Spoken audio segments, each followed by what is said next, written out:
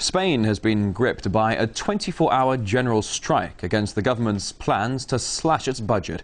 Thousands of passengers were left stranded in Madrid, with two-thirds of flights grounded due to action by transport workers.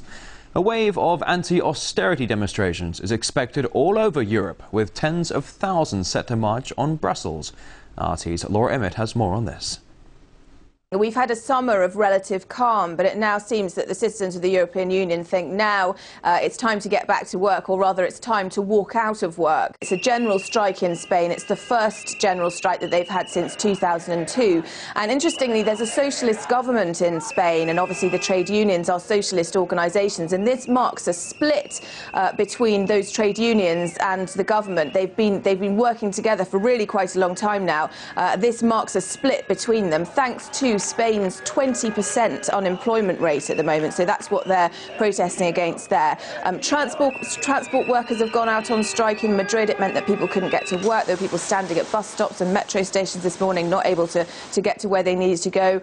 Newspapers have gone on strike, so they went out ahead of time, so there's no news in Spain this morning.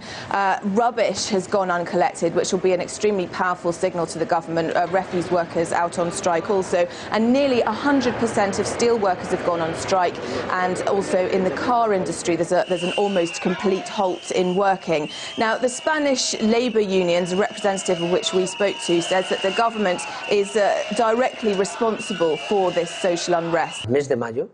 Government policy was based on public-private partnerships to incentivise economic activity and create jobs. But since May, the priority has shifted to reducing the deficit instead of stimulating the economy. That's how the government justifies the pension freeze, reducing public sector salaries, withdrawing billions of euros from direct investment into the public sector, and cutting back the rights of those who depend on the law.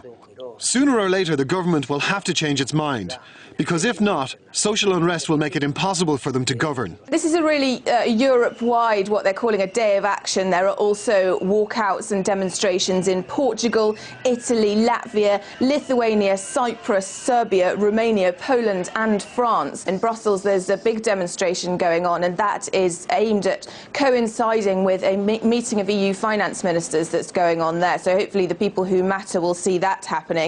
And in Dublin, there's also a big demonstration. Ireland released very poor economic figures last week, and looks like it may go into default.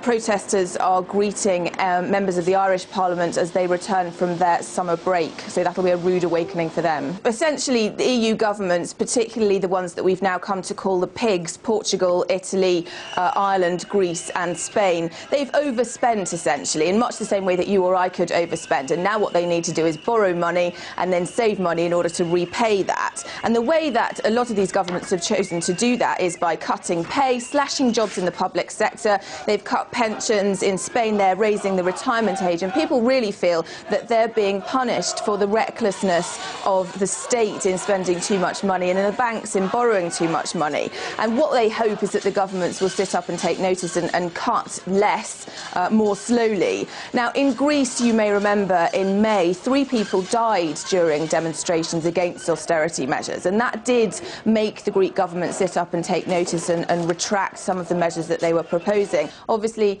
everybody must be hoping that the same thing doesn't happen this time, but they will be pressing governments to cut back on the austerity measures that they're proposing.